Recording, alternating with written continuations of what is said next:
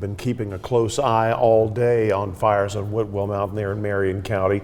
Wildfires started last night. So far, 125 acres have burned. Local 3's Abigail Martin spent the day there and joins us now with more. Abigail.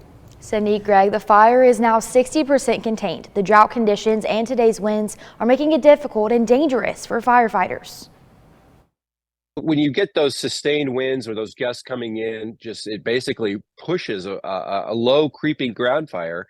It can push embers, especially if you've got terrain to deal with. Tim Phelps with the state's Division of Forestry says every fall is our fire season, and the exceptionally dry conditions have made it worse. Leaf litter is a fine fuel.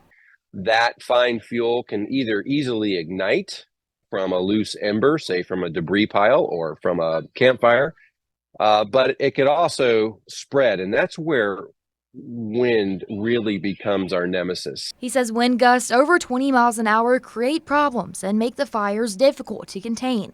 He says they wrap a line around the fire by digging away anything that can burn so they can bring in heavy machinery to create a break. He says crews always go back and check containment lines, looking for spot fires and deepening that containment line. If we've got wind blowing embers across those containment lines, we now have new fire outside of our containment zone. So then we're just constantly battling spot fires, constantly trying to wrap new line around the fire. The National Weather Service's red flag warning means absolutely no burning. They anticipate winds up to 50 miles an hour in some counties in Tennessee. Any ember that we can reduce the risk of escaping and starting a wildfire is going to greatly help our folks out. And remember, our folks they've been fighting fire for over a month now. Phelps says they are working on 8 different fires. He says there are crews prepared to be all hands on deck overnight as they try to fully contain the wildfire. We will continue to bring you the latest. Reporting live in studio, I'm Abigail Martin, Local 3 News.